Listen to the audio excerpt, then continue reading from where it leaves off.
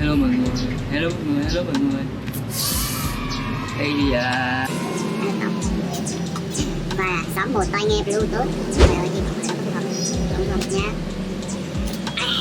Sắp nghỉ lễ rồi, nghỉ lễ là sướng quá. Hôm nay là thứ tư, mai đó hôm nay là mai dự. Cho mấy bạn nào không biết ha, kênh mình là kênh ra ban công nè, học tiếng Anh cùng tiến đến là ai để làm một nhân viên văn phòng. Nói chung trẻ đẹp cute format que. Nhưng mà gặp trắc trở trong đường giao tiếp với Tây, với người ngoại quốc, nên là có mong muốn cải thiện cái trình độ tiếng Anh của bản thân. Nên là nhưng mà không có tìm được một channel nào phù hợp để mà luyện hai kỹ năng là writing and speaking, nên là mình mình tự làm luôn, làm lên kênh YouTube của mình luôn, và hy vọng trong quá trình mình quay phim ra YouTube như vậy mình có thể sửa được cái kỹ năng của bản thân. Và nếu mà bạn nào cũng trong cái tình trạng giống mình coi như là đến một cái độ tuổi là khó học, đầu óc nó khó tiếp thu rồi, mà vẫn coi như là vẫn có một cái nhu cầu tăng cường kiến thức, thì có thể tạo được hướng cho mấy bạn theo dõi. Rồi có thể mấy bạn xem, các bạn không có học theo, không có tự vô kiến thức từ đầu được, nhưng mà các bạn sẽ làm theo cái cách mình làm thì đằng nào mình phải bỏ công ra mới tiến bộ được các bạn ha. Thì theo dõi kênh mình và like, subscribe ủng hộ đi, mọi người già theo lớn đi, con mình thôi, em mình thôi nha. ok. Thì hồi nãy như mình nói đó, mình hớt tóc rồi. Chị đẹp luôn ha. Thì hôm nay dậy hơi trễ nên có thể là mình chỉ quay được hai phần thôi, phần đầu, phần học thôi. Và ngày đến cuối clip thì có thể là cái áo mình nó bị đổi sang màu khác, thì có thể các bạn hiểu là mình quay clip nào vào ngày mai là nghỉ lễ. Đã gợi ý cho mình là về một chủ đề, đó là chủ đề eating, cái chủ đề ăn uống. Thì tất nhiên là ai cũng mê ăn hết, ai cũng mê ăn, nên là mình nên có những cái từ khi mình nói cái từ này cũng rất là gần gũi bàn tay đó. Từ người ta thì mình đi đâu, mình đi chơi, mình đi ăn thì mình muốn nói chuyện ăn uống, mà muốn kể lẽ là tao dạo này tao vô một chế độ diet rất là balance, rất là healthy and that's all. Có nghĩa là không có biết cái từ nào hay để mà nói thêm nữa ngoài những cái term rất là common như vậy. Thì cái hôm nay mình học chủ đề eating nha mọi người. Stick around.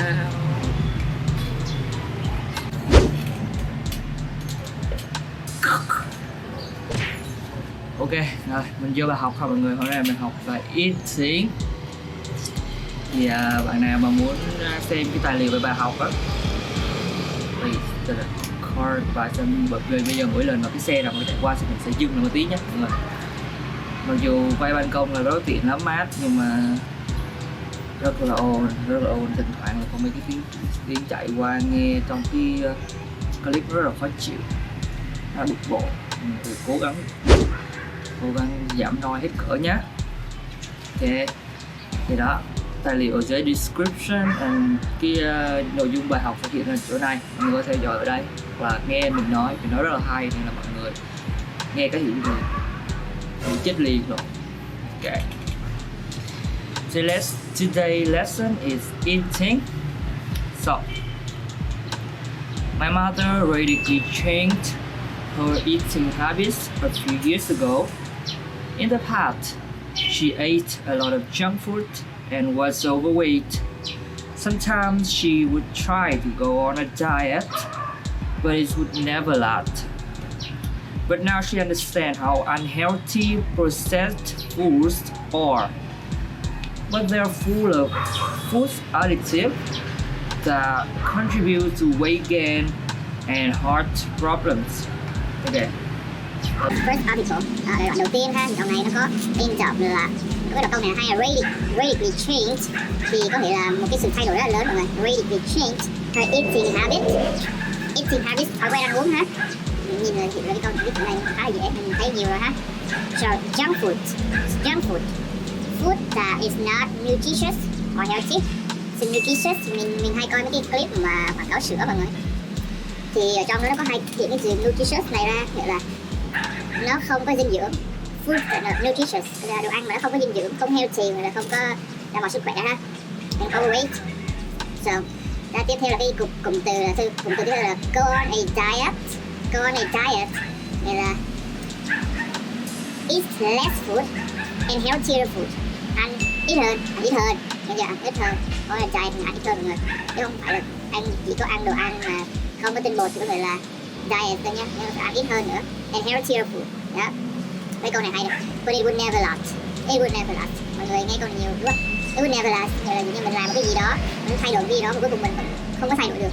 Có nghĩa là I would wake up early in the morning at 5 a.m. I had been starting this last month, but it would never last. Có nghĩa là mình thức dậy, mình tập thói quen thức dậy buổi sáng sớm thì mình tập mình bắt đầu từ cái hồi tháng trước rồi. Nhưng mà cuối cùng mình không thay đổi được, cái là it would never last. It would never last. Okay. Here, when I understand how unhealthy processed food. Processed có nghĩa là quá trình ha.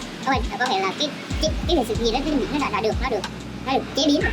Processed, một thứ đã qua một quy trình nào đó thì processed có nghĩa là đó thì nó processed là cái quy trình này. Nhưng mà bây giờ nó thêm cái ed phía sau và nó đứng trước thành cái adjective cho cái food thì nó trở thành là đồ ăn là chế biến sẵn rồi. Processed food.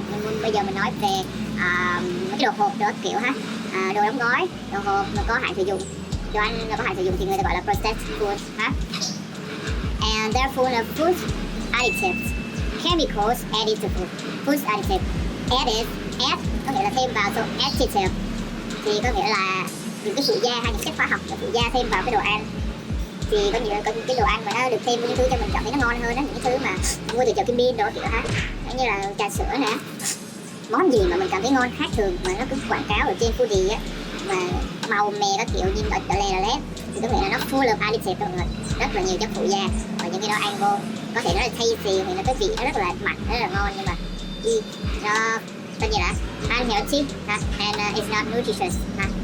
Đó, thì nó contribute to weight gain, có nghĩa là nó là góp phần làm tăng cân. Thì bây giờ mình có từ contribute ha, mình xài từ contribute thì nghe cũng hay quá. Thì là thì ok weight gain thì nó it make me weight gain thì nó làm tôi mập lên thì cũng được, nhưng mà mình giờ xài is contribute to weight gain thì là hay hơn ha, contribute and heart problems. Đó, vấn đề về tim mạch, heart problems. Rồi thôi, đó số đoạn đầu tiên hai ha. Nowadays, she eats a balanced diet including a lot of nourishing meals that she prepares herself. Okay? She doesn't buy organic foods because she thinks the prices are outrageous, but she stocks up on fresh produce so that she can grab an apple or some veggies when she wants a quick snack. She has also learned to eat in moderation and watch her portion size. Rồi, ok. Thì nghĩa là bây giờ mình đọc lại giải thích ha. Thì nowadays thì mình hay xài ngày nay mọi người. Nowadays thêm s vô những cái trạng từ, những cái size nè, bên cạnh đó nè. Rồi ngày nay nowadays thì nó có thêm s, không mấy cái từ nữa mình quên mẹ rồi, biết từ quên mất rồi. Nên là she eats a balanced diet, là một cái chế độ ăn kiêng rất là cân bằng, balance. Mình hay biết từ balance đúng không? Diet là một cái danh từ ha, một cái noun, so cái đó là cái balance thì phải thêm cái gì ha? Balanced diet including bao gồm a lot of rất nhiều nourishing meals, là nó bao gồm rất là nhiều các cái đồ ăn có chất dinh dưỡng, meals that are healthy and nutritious. Yeah. That she prepares herself, prepare chuẩn bị, cô ấy tự chuẩn bị. She doesn't buy organic foods. Cô ấy không có mua hay doesn't buy, she doesn't buy, không mua organic food. Organic có nghĩa là cái đồ ăn mà nó từ cái khâu mà trồng trọt, từ cái khâu chế biến, từ cái khâu mà tạo ra cái nguyên liệu thì nó cũng đã gọi là từ phân bón đồ gì đó, nó cũng là kiểm duyệt rất là kỹ mà nó không có phun chất hóa học, phun từ sâu đó kiểu thì gọi là organic food ha. Because she thinks the prices are outrageous. Cái từ outrageous người ta cũng khá là hay xài mọi người, là rất là ngoài tầm với, rất là nhiều. Bà này mà không mua organic food vì because nó rất là mắc cái giá, cái price or outrageous. Bây giờ mình cũng vậy ha, mình đâu có dám mua organic food đâu. Nghe sếp mình hay ăn gạo organic rồi rau organic đó kiểu. Nhưng mà cho giá mình nó gấp 3 chứ không phải gấp đôi mọi người, triple là nên là cũng không có dám mua organic food ha, tại vì cái giá, cái price are outrageous. But she stocks us on fresh produce là gì? Fresh fruits and vegetable. Đó là những cái sản produce, là những sản phẩm không người. Còn cái fresh produce thì những sản phẩm tươi, gọi là sản phẩm tươi như là fresh fruits, trái cây tươi, and vegetables, là rau quả tươi ha. So you can grab an apple, like grab something, like grab a pen, like grab a piece of shit, là túm lên cái gì đó. Thì nếu mình nhấn mạnh để dạy cho mình grab an apple, mình sẽ ăn một cái trái táo đó. And some veggies when she wants a quick snack. Vậy là bây giờ ha, stock up có nghĩa là she stock up fresh produce, nghĩa là bà sẽ dự trữ những cái đồ ăn tươi, và quick snack có nghĩa là something more small and fast to eat. Thì những đó nghĩa là khi mà mình chán mình hay ăn những thứ gọi là snack là chip mọi người, giống như là bim bim. Thì thay vì ăn bim bim thì bạn sẽ grab an apple, nghĩa là bạn sẽ ăn trái táo hoặc là ăn một ít rau, nó đâu ngon bằng bim bim đâu. Thì thỉnh thoảng có nghĩa là mình vẫn ăn những cái đồ ăn như là cái uống trà sữa không phải là quick snack mọi người, có phải không ta, quick beverage hoặc là quick snack, nhớ không để ý. Thì thay vì mình sẽ giảm cái đó xuống, chứ mình thực sự sẽ ăn trái táo hoặc là ăn một cái rau veggies, nó không có thịt, không có ngon bằng mình sẽ reduce có nghĩa là giảm cái việc mà ăn cái quick snack lại, mà mình sẽ ăn một cái gì nó tươi tốt hơn, fresh produce, for example an apple or some veggies nha. Đó. So she also learned, cô ta còn học để mà eat in moderation. Eat in moderation nghĩa là ăn mà vừa đủ ha. Eat in moderation, ăn không có bị dư, ăn vừa đủ thôi. Mình hãy nhau màu nhau nắng quá. Cái này là bầu trời ha. In moderation. Đó. Thì là ăn một vừa đủ thôi, đó là ăn vừa ăn mà thỉnh thoảng mình chuẩn bị đồ ăn mà mình chuẩn bị hơi dư, mình nghĩ là cả ngày mình sẽ đói, mình ăn gì mình chuẩn bị dư thì mình ăn cố cho nó thì nó cũng không phải là healthy ha mọi người. Mình cố gắng mình watch eat in moderation ha. Ăn vừa đủ thôi, và watch for portion size là cái khối lượng mình ăn vào, thì mình watch, mình xem lại cái khối lượng mình đã ăn, thì eat in moderation and watch portion size ha. Đó, thì mình ăn vừa đủ và luôn theo dõi cái lượng mình bỏ vô người. Ok. Ngày hôm nay mình đã xong một phần gọi là đọc hiểu eating ha. Và bây giờ mình sẽ chuyển qua 3 phút. 1 phút mình sẽ nói lại nội dung eating dựa theo cái khả năng và cái câu chuyện của mình ha mọi người.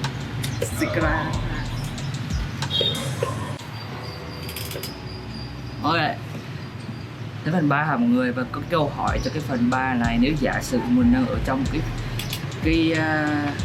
phần cho cái IELTS speaking test mà ở cái section 3 là nó sẽ hỏi một câu hỏi, mình sẽ trả lời trong vòng 3 phút. Thì câu hỏi mình chuẩn bị lần này sẽ là mày đã bao giờ trong chế độ ăn diet chưa, và mày đã làm gì. Thì thường cái câu này nó sẽ rất là nhiều các past tense, hay như vậy mình giả sử mình đã làm thì mình phải là sử dụng, cố gắng là sử dụng past tense, coi như là một cái challenge cho mình cái lần này đi ha mọi người. Wow. Have you ever in a diet before, and what did you do? Me, I'm thin. I cannot gain weight, so how would I be on a balance? What should I prepare for? I will try. Okay mọi người. Mình bật 3 phút lên ha. Start. Okay. Have I ever in a balanced diet? To be honest, I haven't, but I know some information that people tend to be in a balanced diet would do, because I also I try to live a balanced, not diet, but balanced lifestyle, you know. So food consuming is one of the key factor that I focus on every day. Like right now, I'm a office worker, which I work 8 hours a day. So for sure, I don't have time to prepare my own food, to make my home cooked foods, but I find places, I find online agencies that provide these kinds of meals, and then I check their recipe. I saw that everything in there is quite organized. It's consists of a lot of residue. So, for example, there's like complex carb, not like normal carbs. For example, red rice, you know about red rice, and potato and carrots, and then there also someone just behind me. So it's also a lot of meat. There's no carb. For me, this is really important that carb make you over fat. And then also what I always eat in moderation. I eat enough and watch my portion size. Make sure that everything I consume that fresh and healthy. I also reduce the time that I want quick snack, but instead I eat more like fresh produce, organic food, and then for example, when my working time, I tend in the past I used to order tea milk and bubble tea milk. Have you heard of the bubble tea milk? Yeah, right. It's delicious, tasty, but the food additive in there is quite unknown. Although the brand that I drank that quite famous. Yeah, that's all. Sao 3 phút mình nó quá trời tự nhiên con. Ông ra đây ông lấy đồ cho là mình hết hồn luôn, cái gì sau lưng má rồi. Nhưng mà nói chung là mình phải luôn luôn lấy lại bình tĩnh dù có chuyện gì xảy ra, và mình move forward mọi người. Mình thực ra trong cái phòng thi thì sẽ không có ai đứng ở sau lưng mọi người như vậy sẽ xuất hiện, nhưng mà mình sẽ dễ bị mất bình tĩnh đấy. Nhưng mà mình cố gắng mình quên cái từ nào đó, mình nghĩ ra một ý nào đó mình không thể nói được thì mình sẽ rất là nhanh mình nói tiếp ha, mình nói liên từ từ mình sâu hết cái vocal range của mình ha, cái vocab ha, vocabulary range ha. Cái này cũng cười mà cười. Ok, thì đó, thì sau khi mình học hồ nè, mình tự đọc lại nè, như thế nào thì mọi người có thể xem clip những cái phần trước của mình có thể giải thích, nhưng mà đến cuối cùng thì mình sẽ có 3 phút mình nói lại toàn bộ cái nội dung học của mình. Thì đó, 3 phút mình nói đó, mình xài được một vài từ trong đó. Ok, thì có khi nào mình edit clip thì mình sẽ check lại xem có những cái từ gì đâu mà ngắn quá, bạn đừng nào im hết. Unexpected, right? Unexpected, yeah, unexpected.